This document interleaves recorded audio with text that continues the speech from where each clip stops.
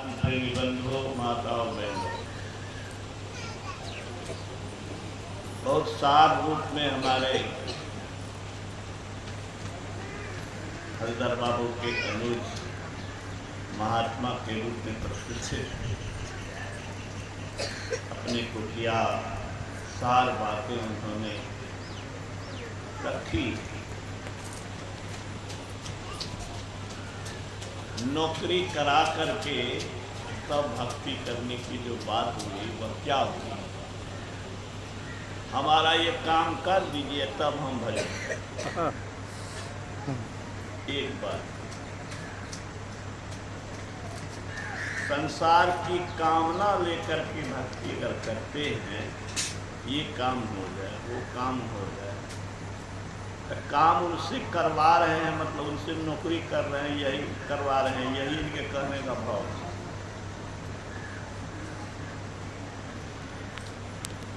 उनकी सेवा कर रहे हैं कि उनकी सेवा ले रहे हैं? तो जब लग भक्ति सकाम है तब लग निष्फल से। संसारिक वस्तु की कामना लेकर के अगर भक्ति करते हैं तो यह ऊंची भक्ति नहीं है। ये उनकी महानता है कि इसके बावजूद भी उनको स्वीकार कर ले और निष्काम भाव होना तो बहुत कठिन काम है। पहले तो बुद्धि और विवेक से, पहले बुद्धि और विवेक से। बुद्धि यही कि हम उनसे क्यों सेवा मांगे, वो जो उचित समझेंगे करेंगे। जैसा कि हम लोग प्रेरणा ले सकते हैं रामकृष्ण परमहंस। रामकृष्ण परमहंस जी को गले का कैंसर हो गया।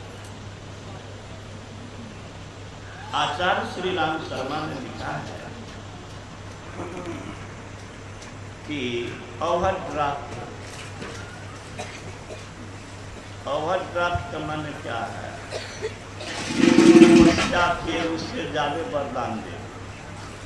जितनी पूंजी आपने जमा की उससे ज्यादा खर्च कर दिए।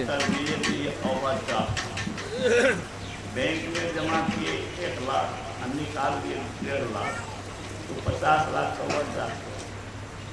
कहा कि वो जो ऋण हो गया उस ऋण को की पूर्ति के लिए उन्होंने कैंसर को बुला लिया। इसको दूसरे तरह से कह सकते हैं कि जिनको आशीर्वाद दिया उनका कष्ट तो दूर हो गया और उस कष्ट को अपने भोग लिया।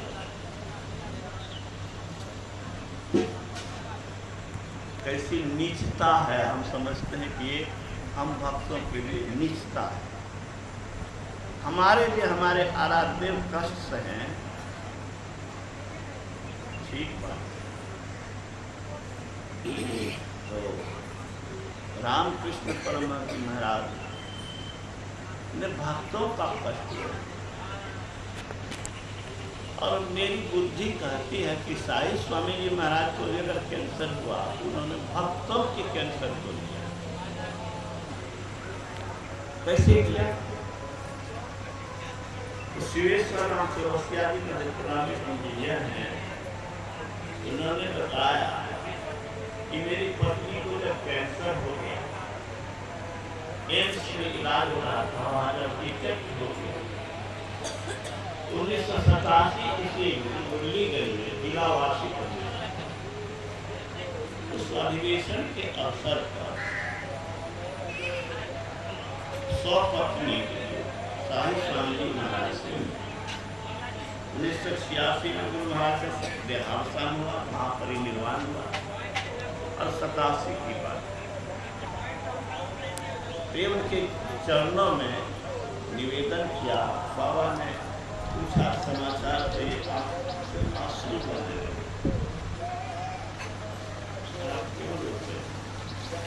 मेरी पत्नी को कैंसर हो गया, बाबा की मौज हो गई। कहते हैं वह पैदा कर आध्यात्मिक मौज है, हम यही पूछते हैं। जा फिर बाद में उनका कैंसर और बाबा अंतिम में कैंसर हो गया। रामकृष्ण परमहंस जी को जब कैंसर हुआ था, उनके भक्तों ने कहा, माँ काली से तो आपकी बातचीत होती है, माँ काली को क्यों नहीं कहते हैं कि कष्ट को दूर करो। बहुत अच्छा जवाब रामकृष्ण परमहंस ने दिया, जो मैं इस जीवन में तो नहीं भूलूंगा।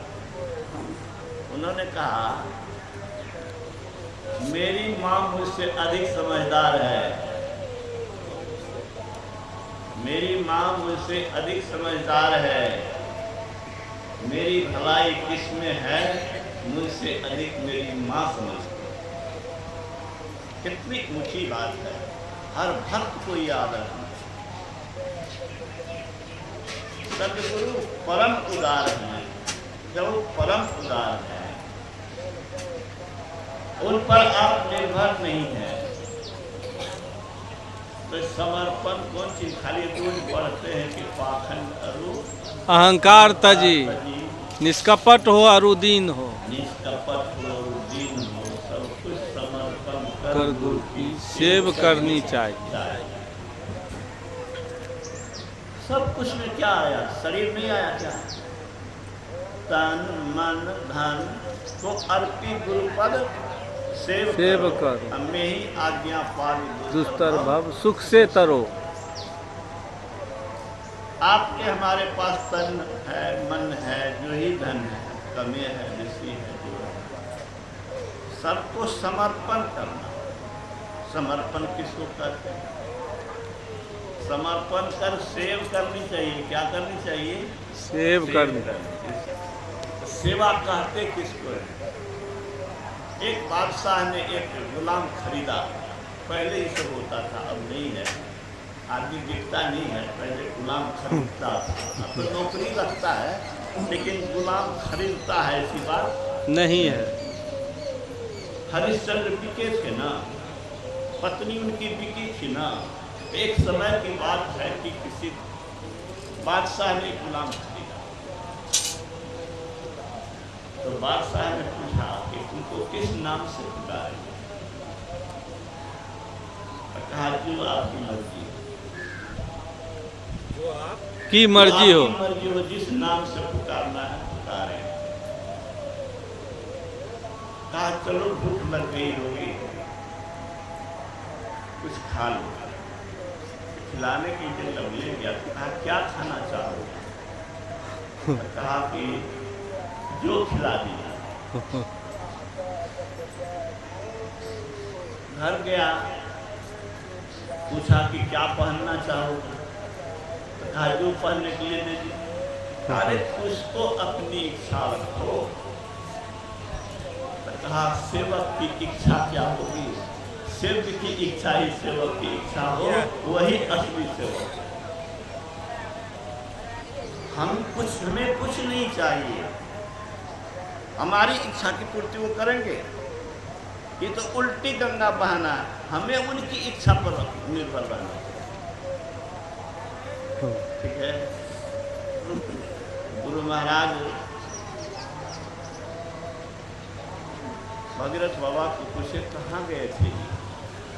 उनको पुकार रहे थे, तुम नहीं आए। कहा, शौचालय थे।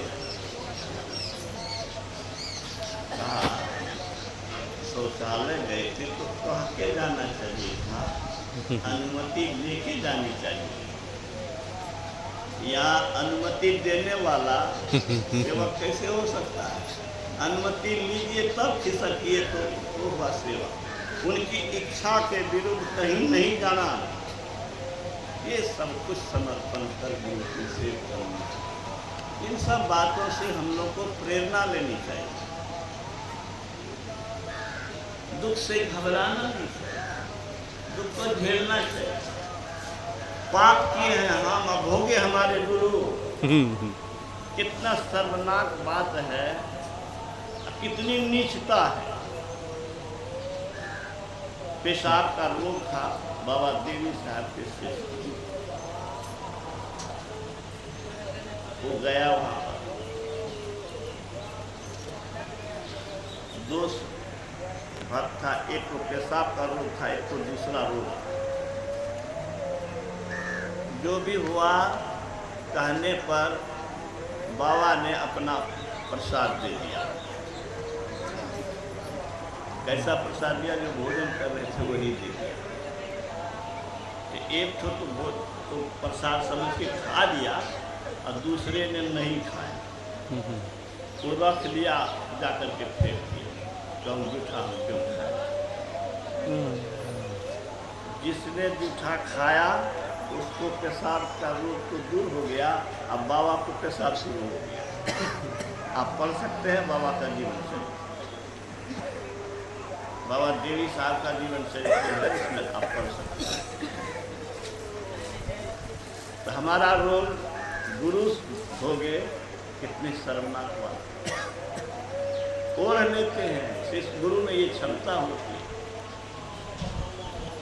मोती बाबा इससे जिले में के बगल में सुपौल जिला वे आप लोग जानते हैं, मछहा आश्रम उनका बनाया हुआ है। उन्होंने अंतिम समय में कुछ वर्ष पहले कहा कि एक कर्म फल भोगनाय है, एक कर्म फल भोगना है, भोगनाय है। की करिए, भोग लिए कि छोड़ दिए। देखिए, उच्च साधक जो होते हैं उसकी अपनी मर्जी होती है, हम भोगें कि छोड़ें। कोई शिष्य कुछ नहीं बोला, कोई प्रेमी कुछ नहीं बोला। बाबे कहते हैं भोगिए लेना अच्छा है, कर्जा उतार लेना ही ठीक। और कुछ ही दिनों के बाद उनको टेंशन हो। तो कर्म फल की बात आप लोग सुन रहे थे। हम लोग के हाथ में है क्या? हम लोग की स्थिति है क्या? बड़ी दयनीय स्थिति, बहुत दयनीय, बहुत चिंताजनक स्थिति, भयंकर संकट में फंसे, आपदाओं से घिरे हुए जन्म लिया। अब वो असहाय रूप में मलमूत्र पर पड़े रहना, अपना कष्ट पीड़ा बता भी नहीं पाना, उन अवस्थाओं से गुजरे हैं। जीवन में कितना दुख भोगे हैं, कितनी बार छटपटाए हैं, और छटपटाने का अंबार बुद्धि बता रही है कि छटपटाने वाले हैं। शरीर में रहने वाले के सबकी दुर्दशा, सबके कष्टों को देख करके भयभीत होता है कि पता नहीं कब क्या होगा। बुढ़ापा के लिए लोग कहते हैं कि बीमारी का घर है। क्या है? बीमारी का घर। बुढ़ापा अपने आप में एक बीमारी है, यह भी कहते हैं। मान लो बुढ़ापा अपने आप में एक बीमारी है, बीमारी है। अपने से उठ भी नहीं पाना। कितने लोग चलना का दर्द से परेशान है, तो कोई ब्लड प्रेशर से परेशान है, तरह तरह की बीमारियां, तरह तरह की कमजोरी, चल नहीं पाना, सहारे की जरूरत। कितनी कठिनाई आप लोग देखते ही होंगे। कहना क्या है? वो बुढ़ापा आना और फिर मरने के समय कैसी पीड़ा। तो गरुड़ पुराण में लिखा है, हजारों भिक्षुओं के डंक मारने के सदृश वेदना इस शरीर से प्राण निकलने के समय जीव को, हजारों भिक्षुओं के डंक मारने के सदृश कष्ट इस जीव को मृत्यु के समय। संसार का मोह, परिवार का मोह, संसार का मोह, संसार से जुड़े हुए की आसक्ति, शरीर की आसक्ति, परिवार की आसक्ति छोड़ना नहीं चाहते, और जब तो इससे जबरदस्ती निकालना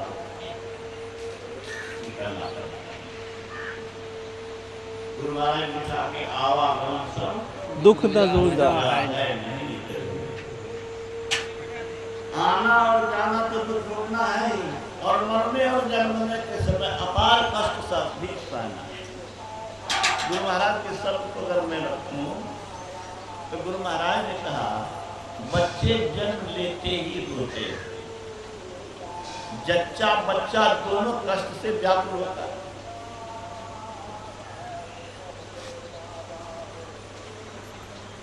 माताएं तो छटपटाती है, कितना लोग देखते हैं, बच्चा के छटपटा है तो नहीं देख पाता है, लेकिन बच्चा आज जन्मते ही रोता है, ये तो सब देखते हैं।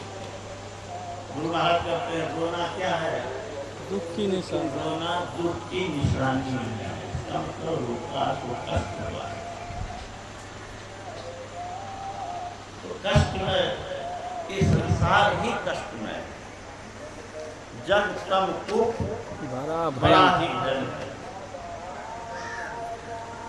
बुद्धिमान को तो भयंकर लगता है, अब बुद्धिहीन और भैंस जो है उसके लिए संसार सुखकर है। विचारवान जो है वह देखता है कि यहाँ दुख ही दुख है, सुख है अल्प है, भ्रामक है, दुख परिणामी है, तृप्ति नहीं है। संसार का सुख राई के समान है तो दुख पहाड़ के समान। सुख राई सरसों के बराबर है तो दुख पहाड़ के समान। अरे राई अपने कपार पर रहेगा तो पतो नहीं चलेगा, अब पहाड़ अगर रख दिया जाए तो हड्डी चूर हो जाए। राई रखने से कोई कष्ट नहीं होगा, लेकिन पहाड़ रख दे तो अब किसी का। तो ज्ञानी लोग कहते हैं कि संसार में क्या करो, अनासक्त हो, निकलने की कोशिश करो। कबीरा गर्व न कीजिए, काल गहे करके ना जाने की तुम्हारी है क्या घर क्या परदेश। तो हम लोग भयावह स्थिति में हैं। आगे अंधकार में दिखता है, पीछे तो कष्ट हो गए ही है, लेकिन आगे का भविष्य भी अंधकार में है। इस अंधकार में जगत में एक ही आशा की किरण है, एक ही जगह से कुछ उम्मीद हम लोग करते हैं। वह उम्मीद क्या है? वह उम्मीद है संत के चरणाश्रित होकर के उनकी बताई युक्ति के अनुसार अगर हम अपना जीवन बिताएं तो हमारा भविष्य निरापद हो सकता है और हमारा भविष्य बेहतर हो सकता है, सुखमय हो सकता है। अभी हमारे हरिराम बाबा बोल रहे थे, गुरु महाराज के शब्दों को बता रहे थे, गुरु गुरु सुखद जापक जन हरत ताप गुरु भी सुख रूप आप अमित गुणन धारे। अरे सूर्य जब प्रकाश स्वरूप है तो सूर्य के निकट कोई अंधकार में कैसे रह सकता है? गुरु अगर सुख रूप है तो गुरु के निकट रहने वाला दुख रूप कैसे रह सकता है? ठीक है जी। गुरु के निकट अपने को ले जाने की आवश्यकता है, गुरु को अपने चित्त में रखने की आवश्यकता है।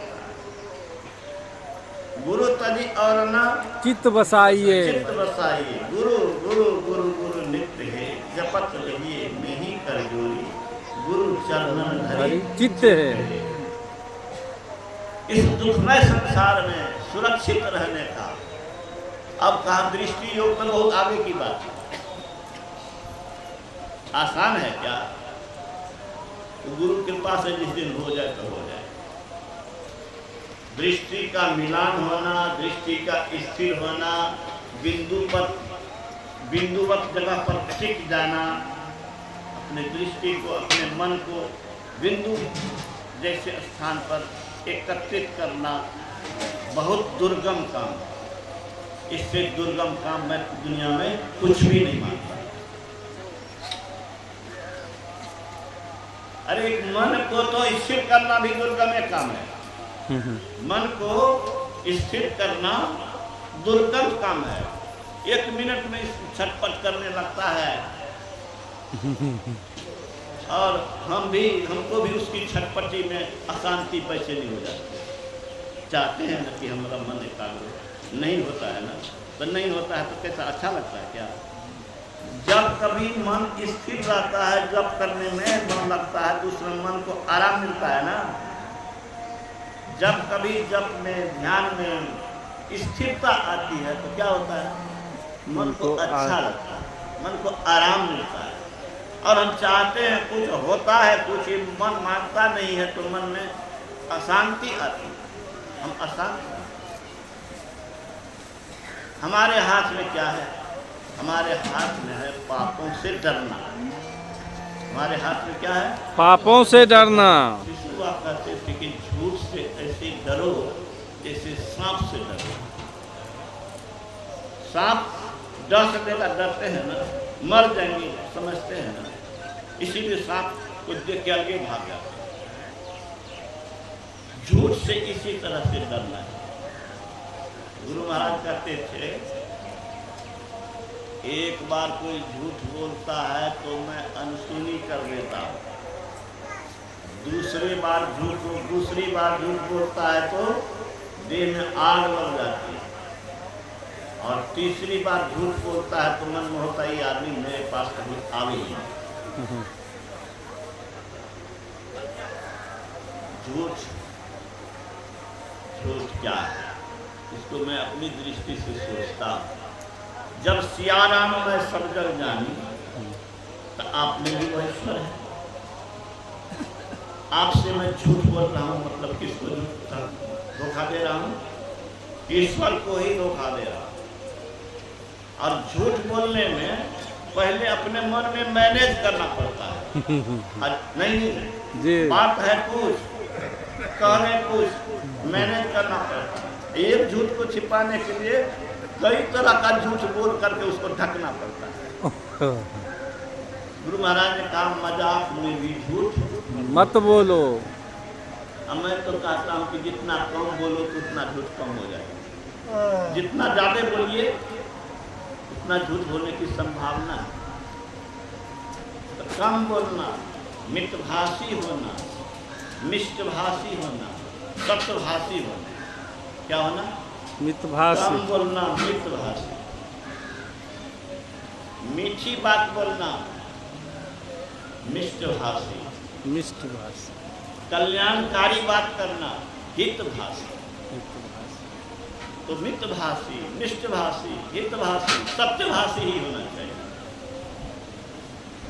तो पापों से डरिए, चोरी, नशा, हिंसा, व्यभिचार। औरतों को चाहिए कि मर्द को अपने बाप और अपने भाई के समान समझे। मर्दों को चाहिए, युवकों को चाहिए कि किसी औरत को देखे, किसी लड़की को देखे तो मन में सोचे कि मेरी माँ भी एक औरत थी जिसने मुझे जन्म दिया, मेरी माँ की तरह यह भी एक औरत है, यह भी किसी को जन्म देगी। जिस समय आप माँ का भाव लाएंगे उस समय आपके मन में गंदे विचार आ ही नहीं सकते। भोग की वस्तु अगर समझते हैं, बुरी निगाह है आपकी, तो आपका मन तो गंदा हो गया, शरीर बचा ही रह गया तो क्या हो? तो मन तो आपका अपवित्र हो गया। तो मन को, और मन पवित्र नहीं रहेगा तो इस पवित्र मन में प्रभु कैसे बसेंगे? धोखा देंगे, छल करेंगे, झूठ बोलेंगे, कपटी बनेंगे, मन पवित्र हो जाएगा। पाप से, पाप वृत्ति से, पाप के विचार से मन में अपवित्रता आती है। और गुरु महाराज ने कहा है कि अपवित्रता मरे हुए जीवन के सदृश। अगर भीतर अपवित्र है तो क्या है? मरा हुआ। मरा हुआ। समझिए हम लोग मरियले टट्टू हैं, कोशिश कर रहे हैं।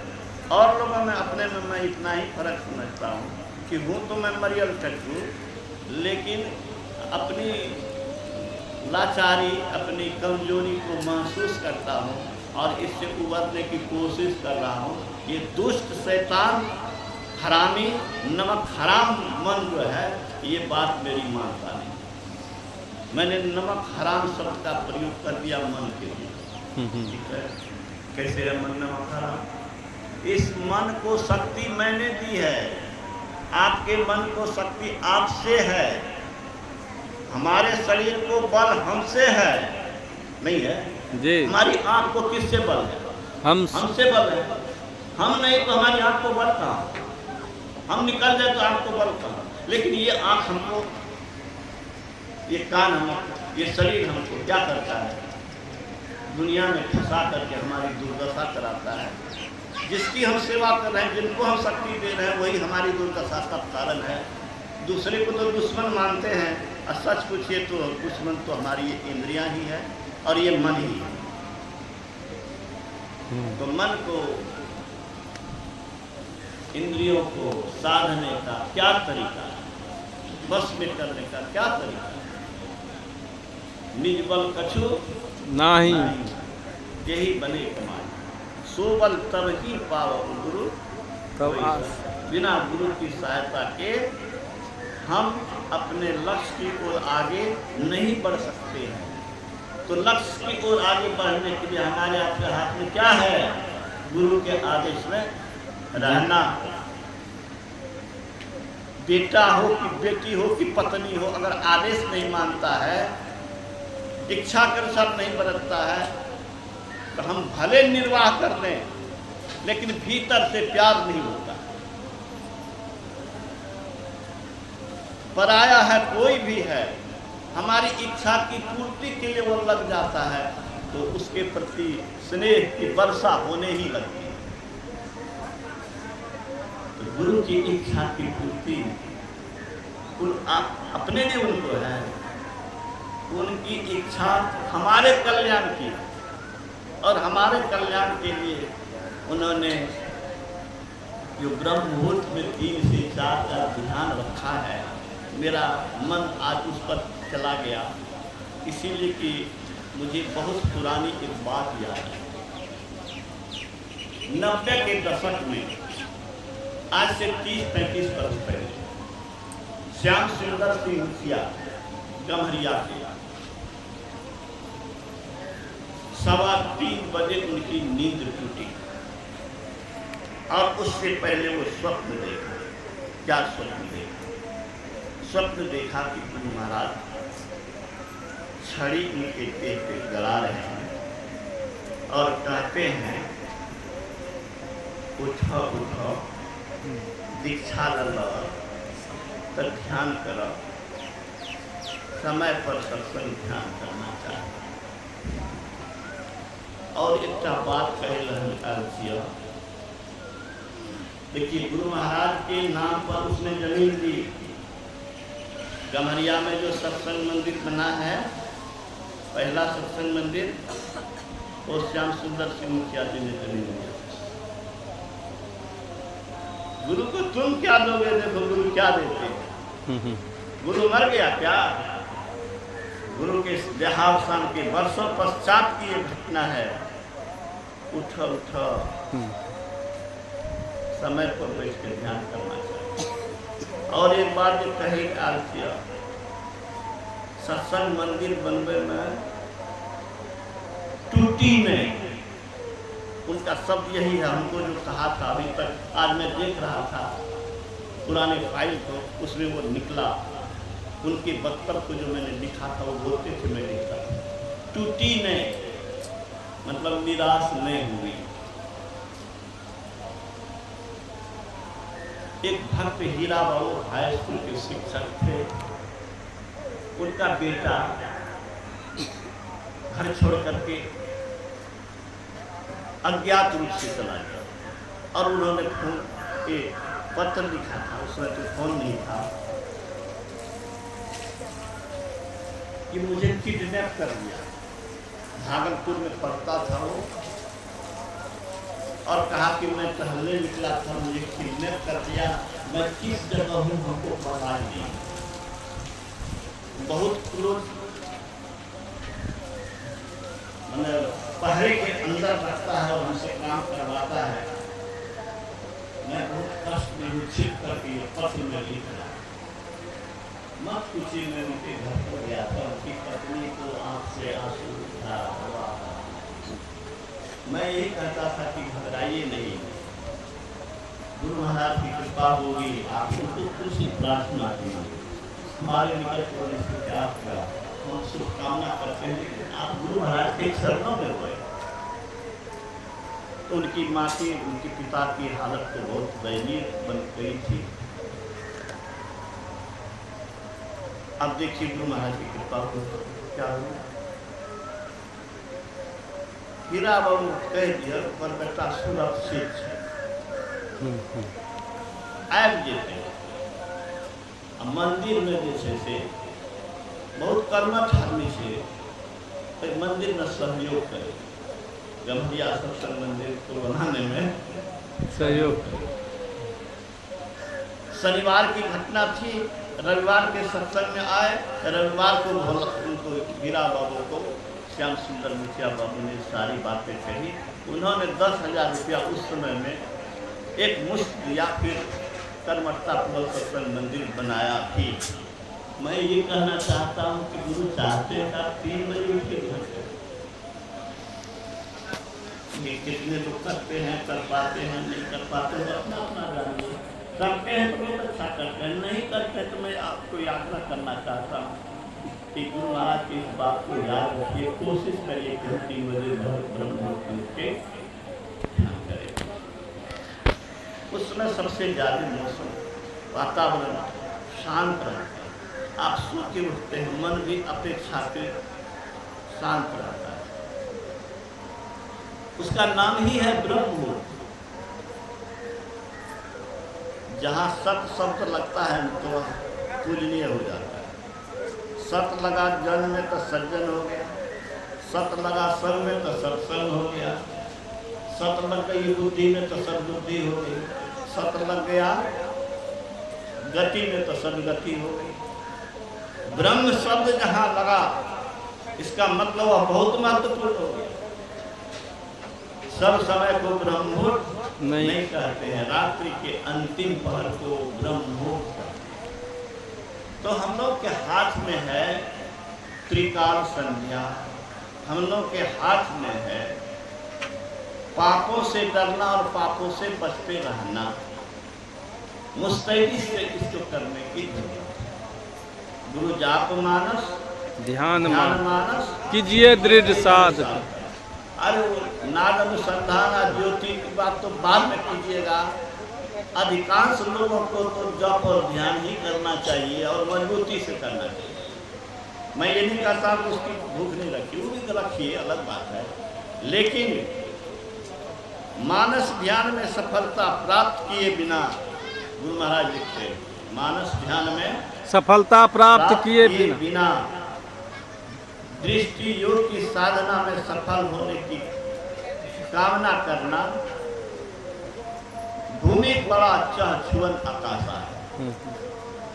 धरती पर रहने वाला आकाश को क्या छू सकेगा। गुरु महाराज ने यही सब प्रयोग किया। मन में रूप गुरु का बसा नहीं, गुरु प्रकट हुए नहीं तो मानस ध्यान में आपको सफलता नहीं मिलेगी। गुरु महाराज इसको खुलासा किए हैं कि मेरे गुरु बाबा देवी साहब ने पूछा, लाला तुम्हें मानस ध्यान में सफलता मिली? कहा इन्होंने कि बहुत कोशिश करने पर धुंधला रूप, बहुत कोशिश करने पर धुंधला दिखाई पड़ता है।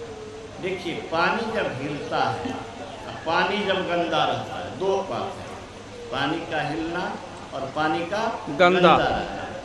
दो स्थिति में आप अपना प्रतिबिंब उसमें साफ साफ देख सकते हैं क्या? नहीं। हिल रहा है तो भी मत पूछिए, और गंदा भी है तब भी साफ साफ नहीं देख सकते। तो मन अस्थिर नहीं है, एक मन पवित्र नहीं है, दो, तो दोनों ही स्थिति में आपको मानस ध्यान में सफलता नहीं मिलेगी।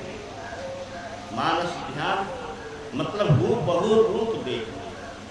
कैसे देखना? जैसे हम आपको देखते हैं, आप हमको देखते हैं। स्वामी विवेकानंद ने पूछा था रामकृष्ण परमहंस से, क्या आपने ईश्वर को देखा है?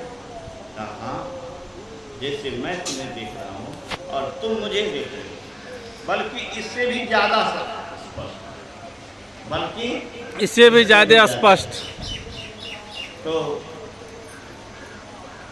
हूबहू रूप आना हमारे हाथ में नहीं है, उनकी कृपा पर है, लेकिन अपना जोर लगाना अपने हाथ में है।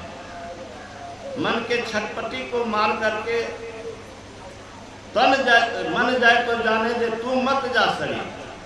मन को छटपटाने दीजिए, लेकिन कहिए कि आज इतना बड़े हम बैठेंगे, तुम्हारे कहने से हम नहीं उठेंगे, तुम्हारी बहुत दुर्दशा कराई है। कराया है, कराई नहीं है, मन पुल्लिंग है जी। पढ़े लिखे लोग तो शुद्ध बोलने की कोशिश करें। मन ने दुर्दशा कराया, ठीक है, तो दुर्दशा कराने वाले की बात मत सोचो। सबसे बड़ा दुश्मन वही है कि दुर्दशा करा, और दुर्दशा करने वाला आपको प्रिय हो गया है। वो कहता है कि छोड़ो छोड़ो चलो, आप चल देते हैं। बाबा दुश्मन के चंगुल में फंसे हुए हैं, कैसे बुझियार हैं। गुरु महाराज ने 1980 ईस्वी में, जब मैं MSc का स्टूडेंट था, कटिहार में अखिल भारतीय महाधिवेशन में आया था, DS कॉलेज में प्रांगण में गुरु महाराज ने कहा था अपना जोर लगाओ। क्या करो? अपना जोर लगाओ। जोर लगाओ। हिमालय के समाधिस्थ संत भी तुम्हारी मदद करेंगे, गुरु को कौन है। अपना जोर तो हमको लगाना है, और मैं दावे के साथ कह सकता हूँ, अनुभव के आधार पर कह सकता हूँ कि जिस दिन आप तहे दिल से प्रार्थना करेंगे, तहे दिल से ध्यान करेंगे, तहे दिल से जप करेंगे, उस दिन आपका दिन कुछ विशेष ही सुखदमय बीतेगा। और जिस दिन आप लापरवाही बरतेंगे, उस दिन कुछ न कुछ विपरीत स्थिति आती है। ऐसा तो मैंने जीवन में अनुभव किया, आप लोग जानिए। मैं समझता हूँ कि हर एक के जीवन में ऐसा ही होता होगा। मंत्र जाप प्रारंभिक चीज है, और यह सब कोई कर सकता है, ठीक है ना। मन में रूप को बैठाना कठिन है, दृष्टि को स्थिर करना बहुत कठिन है, लेकिन मंत्र तो कोई भी कर सकता है। सपने हुए बदलाए के दोहे हो से नाम, वाके पक्की पैतरी मेरे तन को जान। कबीर साहब ने कहा, धोखे से भी, जैसे भी तैसे अगर मंत्र पुकार हो गई तो कहता उसके पैर का जूता मेरे शरीर पर लगे। देखिए कितनी बात कबीर साहब ने, मान साहब। नाम जपत दरिद्र भवा, टूटी घर के छान, कंचन मंदिर जावे, जह गुरु भक्ति न जान। अट्टालिका पे करके भूलने वालों, खाक में मिलने वाले हो, जिसको तुम कंगाल समझते हो, उससे भी दैवी स्थिति में तुम जा सकते हो। बड़े से बड़े की दुर्दशा भूतल पर लोगों ने देखी है। हमारे शिशु हुआ कहते थे कि बिहार के मुख्यमंत्री श्री कृष्ण सिंह ऐसे थे कि कोई मंत्री उसके सामने बोलता नहीं, सब भयभीत रहते थे, डिक्टेटर जैसा करते थे और उनके अनुशासन में सब रहते। लेकिन अंतिम में उनको जब बीमारी हुई, शरीर में पीप हो गया, रूह दुर्गंध करता था, नाक पर कपड़ा लेकर के मैं उनके दर्शन के लिए गया, उनको दर्शन देने गया। वो तो बोले कि दर्शन लेने गया, दर्शन करने गया था, लेकिन मैं समझता हूँ उनको दर्शन देने गया। क्यों जब दर्शन देने गया? उन्होंने बताया कि मुजफ्फरपुर में महेश बाबू की कोठी पर वो कई मंत्री थे, उसमें संजोग से ही पहुँच गए। तो संजोग से पहुँच गए तो श्री कृष्ण सिंह बिहार के मुख्यमंत्री कहते हैं, महात्मा जी आप कुछ रामायण की पंक्ति सुना सकते हैं? इन्होंने रामायण की पंक्ति को, वही राम राज का भूमि व्यापा, वो राम राज का वर्णन किए। दैहिक दैविक भौतिक तापा राम राज कभू न व्यापा। उससे पहले और आगे की पंक्ति को सुनाया। एक पंक्ति जब सुनाया, उसी समय उन्होंने कहा कि एक वो राजा थे कि किसी को दैहिक दैविक भौतिक कोनो ताप नहीं था। एक आप हैं जो बिहार की जनता में हाहाकार है। श्री कृष्ण ने मुस्कुरा दिया, बुरा नहीं माना, लेकिन उनके अन्य साथी ने बुरा माना। हमारे मुख्यमंत्री को ऐसा कह दिया। श्री कृष्ण सिंह जब पेशाब करने गए शौचालय, तो उनके दीप नारायण एक मंत्री थे। उस दीप नारायण ने कहा, मंत्री ने, दीपनारायण सिंह ने, कि आज तक हमारे मुख्यमंत्री को इस तरह से कोई नहीं कहा होगा आप ऐसा कर। इन्होंने कहा कोई नहीं कहा इसलिए मैंने कहा। बहुत बड़े निर्भीक थे। जो गुरु से डरेगा उसको किसी से डरने की जरूरत नहीं है। कोई बाल बाका नहीं कर सकता है। गुरु के आज्ञा की रनक हुई।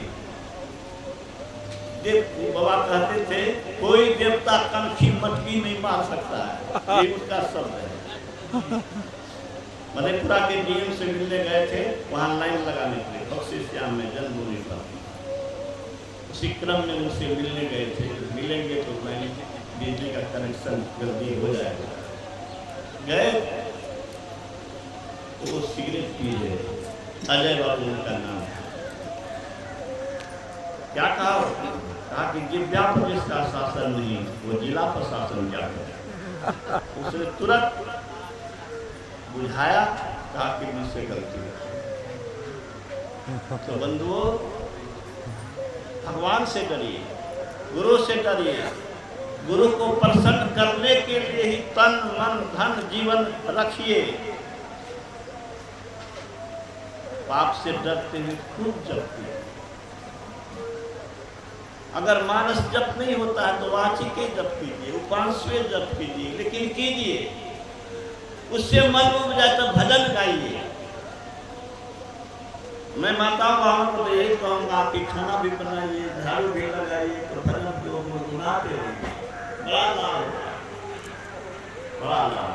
पहले सुनने का फ्री है, भंडारा भी है, और हमारे गायक महात्मा लोग भी आए हुए हैं। मैं महात्मा ही समझता हूँ। मेरे मुंह से निकल गया तो जाने भी स्वर महात्मा कहीं लोग बन में गए बड़े महात्मा।